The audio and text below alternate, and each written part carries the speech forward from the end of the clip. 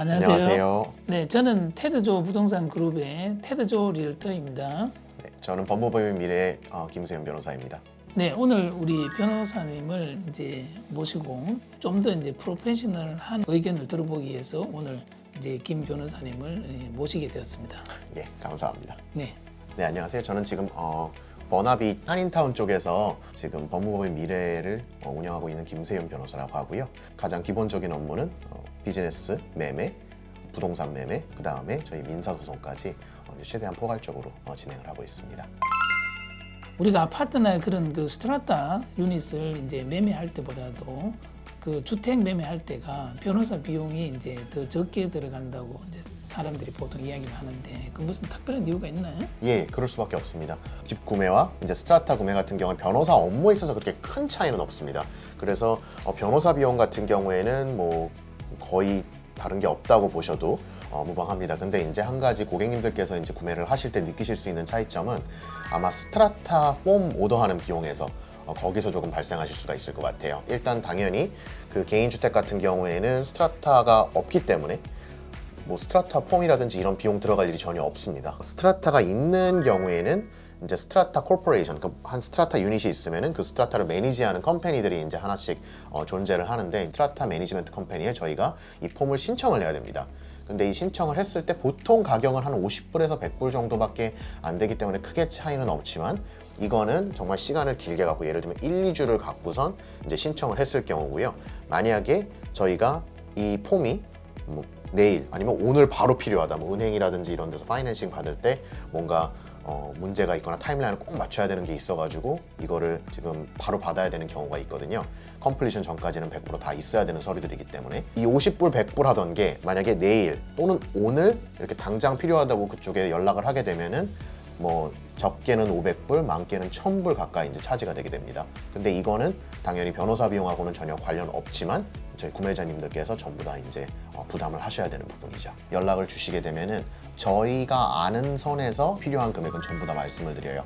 그러니까 예를 들면은 당연히 이제 변호사 비용은 100% 들어가는 거니까 변호사 비용에는 다른 서비스 직업과는 달리 PST도 같이 붙거든요. 그래서 GST, PST 12%, 통합 12%가 같이 붙는데 그것도 포함을 하고 케이스를 시작하기 전까지는 알 수 없는 부분들, 예를 들면은 그 스트라타 비용이라든지 제3자가 차지하는 부분들은 저희가 확실하지가 않기 때문에 그거는 보통 저희가 가격을 다 포함해서 말씀드릴 수가 없는 거죠.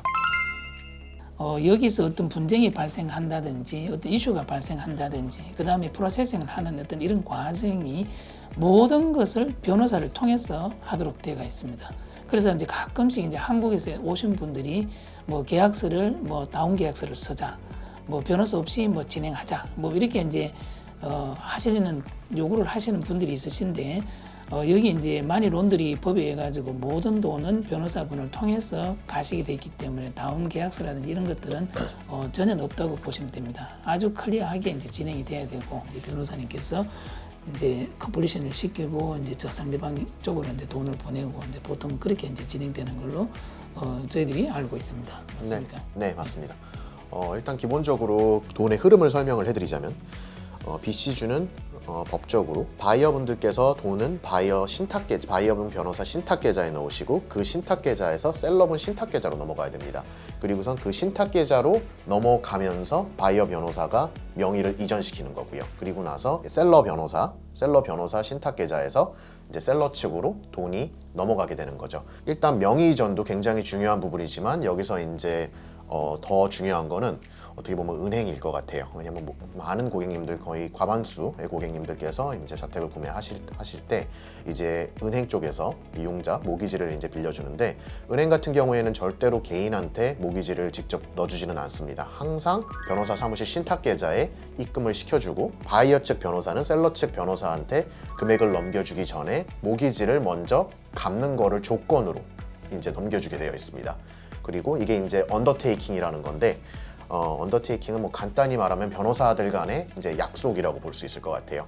근데 만약에 언더테이킹이 깨지게 되면은 이제 변호사 같은 경우에는 라이센스에 중대한 문제가 생깁니다. 그렇기 때문에 굉장히 안전한 이제 구조로 볼 수 있죠. 우리가 여기 이제 밴쿠버에서 부동산 거래라고 하면은 결국은 이제 개인적으로 거래를 하는 경우도 있지만도 굉장히 그게 이제 리스크가 있다고 저희들이 생각이 듭니다. 왜냐하면 어떤 이슈가 발생을 해가지고 클레임이 걸리게 되면은 여기서는 변호사를 통하지 않고는 해결할 수 있는 방법이 없습니다. 이슈가 발생한 다음에 변호사를 이제 접촉을 하게 되면은 이제 굉장히 많은 어떤 비용들이 이제 발생하게 됩니다. 또 리얼터를 고용하는 것도 마찬가지입니다. 리얼터도 이제 그런 거래를 하는 데 있어 가지고 어떤 법적인 책임들이 다 있기 때문에 문제가 됐을 때 커버할 수 있는 그런 보험, 이런 라이선스를 가지고 있는 분들, 회계사분이라든지 변호사분들도 다 보험에 이제 가입이 돼 있고 협회에서 다 프로텍션을 하는 어떤 그런 장치들이 다 되어 있기 때문에 고객들이 이제 마음 놓고 이런 라이선스를 가지신 분들을 이제 활용을 하셔가지고 안전하게 거래를 하셔야 되는데, 그게 이제 문제가 돼버리고 나면은 그 다음에 이제 수습할 수 있는 그런 방안이 굉장히 힘들어지는 게 이제 여기 밴쿠버 부동산 어떤 거래 시스템이라고 저는 생각이 듭니다. BC주 법 같은 경우에는 변호사 2명 없이는 주택 거래나 이렇게 아파트 거래는 불가능하도록 설계가 되어 있습니다. 명의 이전 자체가 불가능해요. 일단 그 변호사는 필수로 명의 이전할 때는 필요한 그런 이제 업체들이고요. 그 다음에 부동산 같은 경우에도 실질적으로 부동산 사장님들께서 개입을 안 하시게 되면은 계약서 성립이 굉장히 어려워집니다. 되게 간단하게 생각을 하시는 분들이 계신데 실제로 이제 계약서를 들여다보게 되면은 뭐 몇백 가지도 넘는 이제 고려 사항이 있고, 이거를 어떤 게 중요한 것인지 어떤 게 안 중요한 것인지 요거를 협상을 하면서 이 위험성과 이제 중요성도 다 감안을 하면서 이제 진행을 하셔야 돼요. 중요한 데가 아닌 크게 중요하지 않은 부분에서 이제 갈등을 이제 조금 겪으시고, 그다음에 정작 중요한 부분에서는 이제 좀 마음도 이제 지치고 이래서 그냥 넘어가셔가지고 문제가 굉장히 크게 되는 경우가 많습니다. 그래서 결국에는 이렇게 부동산 사장님들 도움 없이 처음에 이제 시작하신 분들도 결국에는 부동산 사장님들 고용하세요. 개인이 이제 판단에 의해서 이제 전체를 다 진행을 하려고 하니까 상당히 이제 딜을 진행하시면서 난관에 부딪히는 그런 경우를 많이 본 것 같습니다. 아니면 컴플리션트 데이트라든지 잔금 치르는 날짜라든지 이런 것들을 처음부터 잘 잡아주시고 전혀 딜에 무리가 없게 이제 처음에 이제 물꼬를 터주시는 역할을 하시는데, 이게 생각보다 굉장히 중요해요. 왜냐하면 예를 들면은 은행 같은 경우에는 딜이 성사가 되던 말던, 물론 브로커분들은 신경 쓰시겠지만 그 백오피스에 있는 실제 이제 은행원들 같은 경우에는 전혀 신경을 쓰지 않습니다. 그렇기 때문에 이 딜을 시간 내로 잘 진행시키는 거는 부동산 사장님의 역할이 굉장히 크다고 볼 수가 있어요. 진행이 되다 보면 어떤 이슈가 이제 발생을 하냐면은 현장에서 하나하나를 보면서 문제가 있을 때마다 그거를 이제 해결을 해 나가야 되는데, 이제 뭐 변호사분이 현장 나가가지고 그걸 하나하나 해결해 줄 수 있는 어떤 그런 상황들이 안 되기 때문에 이게 이제 부동산이 해야 될 어떤 그런 잔일들, 처리해야 될 어떤 일들이 있고, 그 다음에 이제 굵직굵직한 어떤 그런 법률적인 부분에 대해서 이제 자문을 해주실 어떤 변호사분의 역할이 있고, 이게 분명히 이제 갈라져야 되고, 그게 이제 처음에 계약서를 쓰는 그 단계부터 어떻게 프레임을 이제 부동산에서 잡았냐에 따라서 변호사님이 나중에 이제 법률적인 검토를 하실 때 이걸 뒤집을 수 있는 경우가 상당히 힘들기 때문에 빠짐없이 잘 이제 계약서가 이제 경험이 많은 분이 이제 작성을 잘 하고, 그런 부분에 대해서도 변호사분하고 잘 상의를 해서 처음부터 그림이 잘 그려졌느냐 그려지지 않느냐에 따라서 이제 딜이 이제 난항을 겪게 되는 어떤 그런 경우들을 저희들이 이제 많이 보게 되는 것 같습니다. 네. 매매를 진행하다 보면은 살려고 하는 그 물건에 대해 가지고 이제 하자가 있는 경우들이 있습니다. 상대방 이제 리얼터가 보통 이제 디스클로저를 하죠.